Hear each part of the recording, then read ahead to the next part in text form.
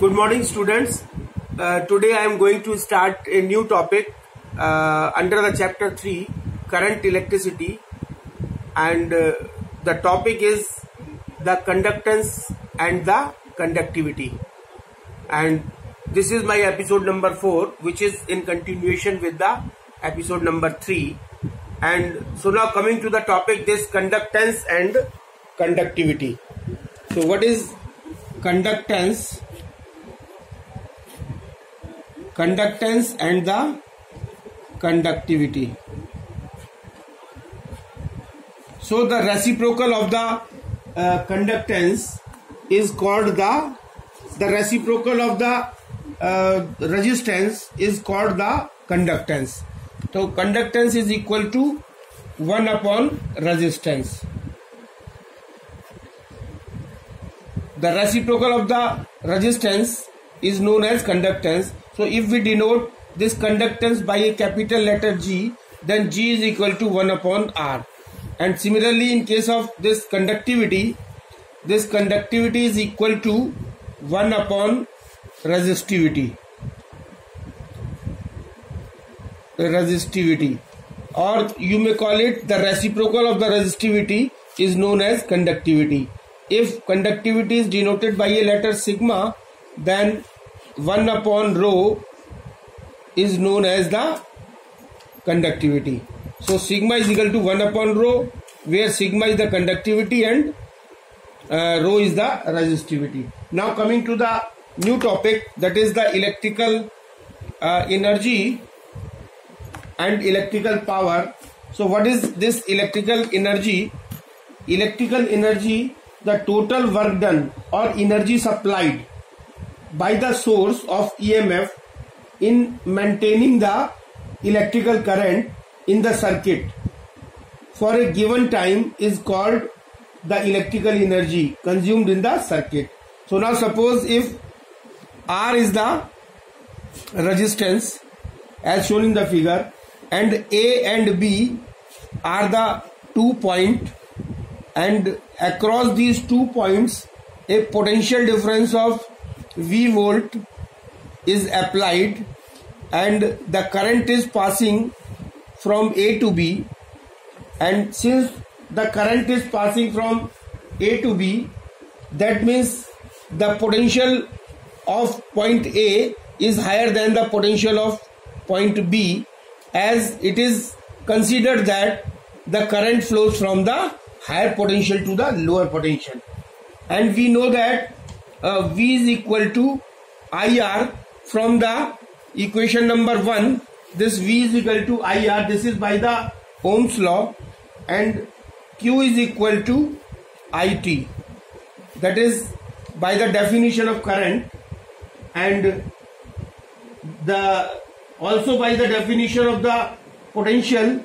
By the definition of the potential, we know that V is equal to W upon Q. These are the 3 equations. And if Q is equal to 1, then V is equal to W. So if a unit charge flows from one end to the other end, from end A to the end B, then energy equal to V will be gained by the unit positive charge. So therefore energy gained by the total charge Q passing through the resistor in time t is given by W is equal to V into Q, and this is equal to, since we know that V is equal to Q is equal to IT, then V into I into T, and this is the equation number 4. So this energy gained by the charges would appear kinetic energy only if they were free to move there through the resistor. In fact, as the charges pass through the resistor, they collide with the atoms, and as such they cannot accelerate but attain a steady drift velocity. The energy gained by the charges is thus shared with the atom. As a result, the atoms constituting the resistor resistors vibrate more vigorously and the resistance get heated. Therefore, when a current is passed through a resistor for a time t, the amount of energy dissipated is equal to the energy gained by the charges and is given by W is equal to V into I into T. And if V is the voltage, I is the current and T is the time, then the energy dissipated in W. This is energy is dissipated in the joule. And what is electrical power? Now if we talk about the electrical power, so if we talk about the electrical power, then we know that the rate of doing work by the source of EMF in maintaining the electrical current in a circuit is called electrical power, or power is equal to rate of doing work, or we can say P is equal to W upon T. P is equal to W upon T. So this is equation number 5, or rate of doing work is known as power. And from equation number 5 we have W is equal to V into I into T. W is equal to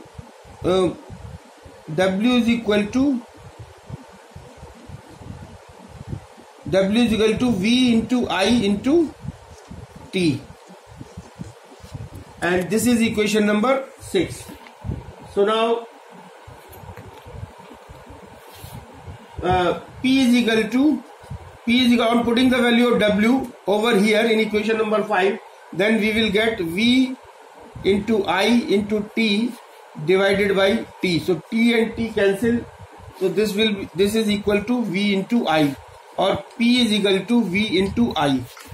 This is equation number 6, and the SI unit of power is watt. So the SI unit of power is watt, and 1 watt is equal to 1 volt into 1 ampere. 1 volt into 1 ampere. So the electric power of a circuit or a device is said to be 1 watt if 1 ampere of the current flows through it when a constant potential difference of 1 volt is applied across it. And 1 kilowatt is equal to 10 to the power 3 watt. So now the formula of power is equal to P is equal to V into I is equal to V square upon R is equal to I square into R. So these are the different expressions for the power. Now practical unit of electrical energy, since we know that P is equal to W upon T, and this W is equal to P into T. So this is equation number 7. So this is electrical energy, this is electrical energy, and this is power, and this is time. So now the SI unit of electrical energy is joule. The SI unit of electrical energy is joule. And but there is another unit of electrical energy, that is watt and hour. So SI unit of electrical energy is joule, but there is another unit of electrical energy, that is, but another unit of electrical energy is watt hour, and 1 watt hour is equal to 1 watt into 1 hour, and the bigger unit of the energy is kilowatt hour. The bigger unit of energy is kilowatt hour, and it is also known as the Board of Trade Union, Board of Trade Unit. That is, this is also known as BOT. That is Board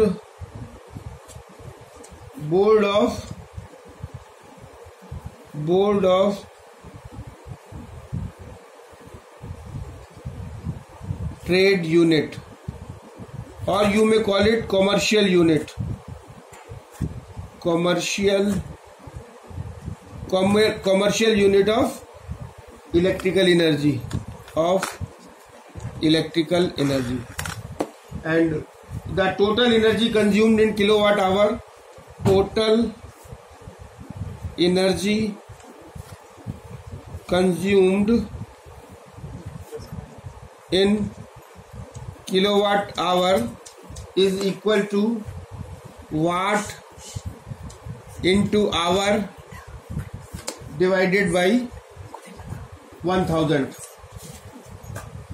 So now combination of the resistors. Now coming to the point, this combination of the resistors. The resistors can be combined in two forms, that is resistors in series and the resistance in parallel. So when the resistors are combined in series, suppose there are three resistors, R1, R2, R3. These are the three resistors which are connected in the series, and these three resistors are connected with a battery having the V voltage as V, and a current is flowing through the positive terminal to the negative terminal like this. This is the positive terminal of the battery, this is the negative terminal of the battery, and the current I is flowing through the these resistors R1, R2 and R3. So since we know that V is equal to IR, this is as per the Ohm's law, and R is equal to V upon I. This is equation second.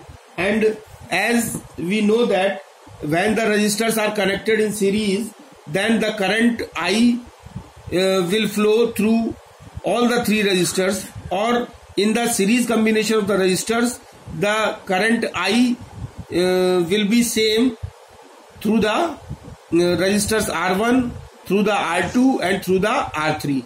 So the current will be same in resistance R1, R2 and R3, but the voltage will be different.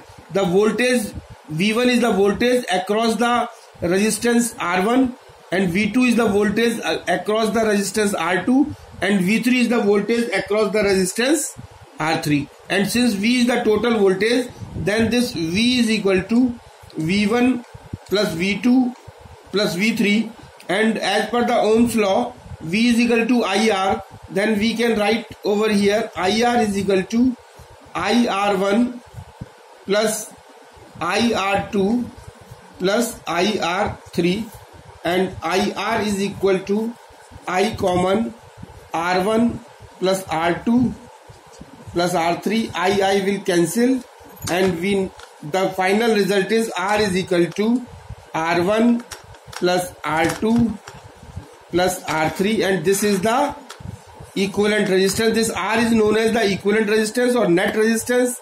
So this R is the equivalent resistance of the three resistors R1, R2, R3 which are connected in series, and this R is equal to R1 plus R2 plus R3.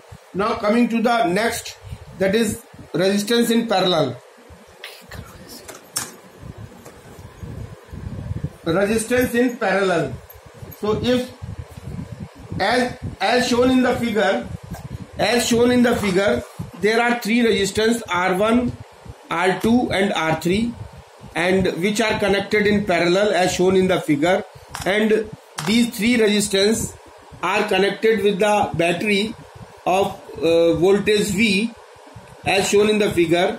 And suppose this I is the current which is flowing through the which is coming from the battery and flowing flowing over here, and when it comes to this point, suppose this is a point and this is B point, since these resistors are connected in parallel, then the voltage across the point ends of the across the ends, this A and B will be the same as V, and the current I, when it reaches to A, this will be divided into three parts, three components. That is I1. I1 is the current which will flow over the through the resistance R1.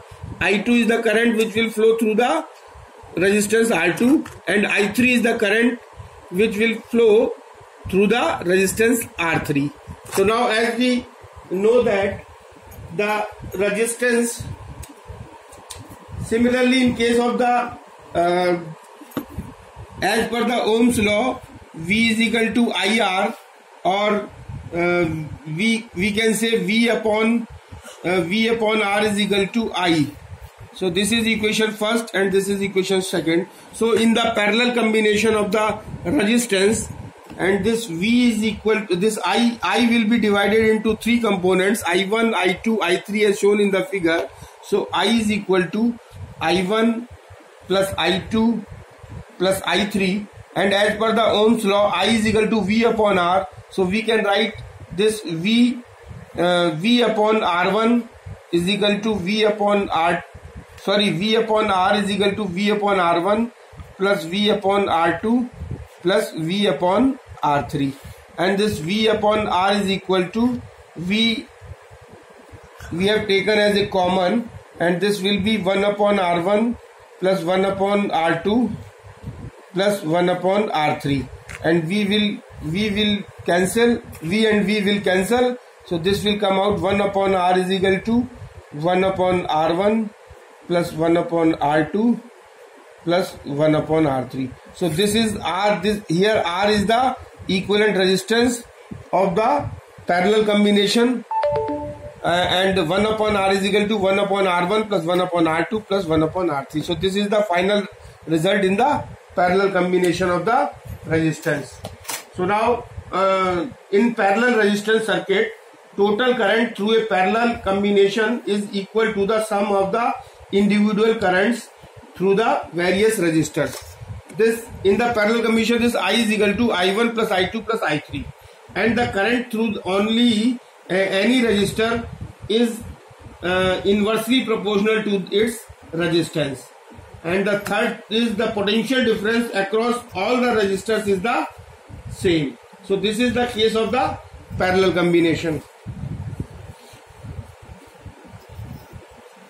This is the case of the parallel combination, and in case of series combination, there are few points to note, that the resistors are connected in series only when the resistance in the circuit is to be increased,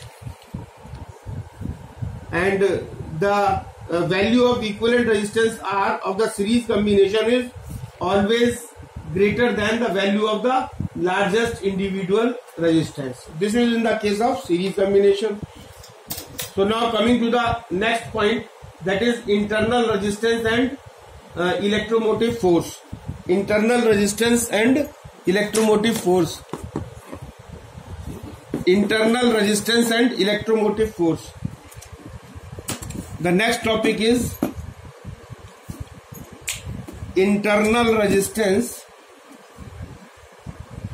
internal resistance and electromotive force. So this internal resistance means this is denoted by small r, and this electromotive force, that is EMF, and this is denoted by a capital letter E. So now what is this internal resistance and electromotive force? Internal resistance of a cell. So these are the internal resistance and electromotive force of cell. So we are talking about the when we are talking about internal resistance and electromotive force, that means we are talking about the internal resistance and electromotive force of the cell. So now internal resistance of a cell, when a cell is connected in a circuit, it drives the charge in the circuit, the rate of flow of charge is termed as current. As we know that the rate of flow of charge is known as current, or I is equal to Q upon T. The rate of flow of charge is known as current. Hence the current flow through the cell. The electrolyte offers resistance to the flow of current. So electrolyte which is there in the cell offers the resistance to the flow of current, and a simple device to maintain a steady current in an electric circuit is the electrolytic cell. A cell has two electrodes, that is the positive electrodes. A cell has two electrodes, that is a positive electrode and the negative electrode. Positive electrode is known as anode and negative electrode is known as the cathode. And the two electrodes are immersed in an electrolytic solution, and the electrodes exchange charges with the electrolytic solution. So the positive electrode has a positive potential difference between the electrodes and the electrolytic solution. Similarly, the negative electrodes has a negative potential difference between the electrodes and the electrolytic solutions. So now when there is no current in the circuit, when there is no current, the electrolyte has same potential throughout, so that the potential difference between P and E. Suppose this is the figure, this is the cell,